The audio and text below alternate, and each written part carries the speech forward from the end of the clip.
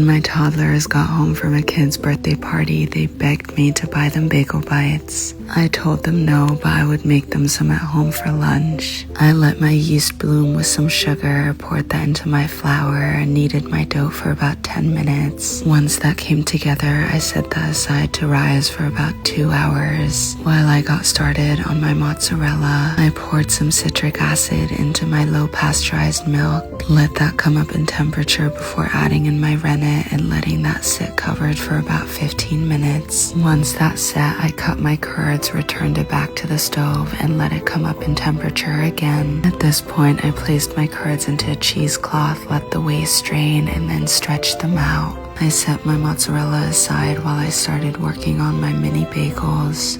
I rolled them into smaller balls before poking in a hole and stretching that out until it resembled the bagel shape. While I let those rest for about 10 minutes, I boiled some water and honey, dropped in my bagels, and popped those in the oven for about 25 minutes while I got started on the last step, which was my tomato sauce. I sauteed my garlic, poured in my blended tomatoes, let that simmer with some basil, and once my bagels had cooled down a little bit, it was time to assemble. I sliced them in half, topped them with tomato sauce and mozzarella, popped them in the oven, and the kids devoured these.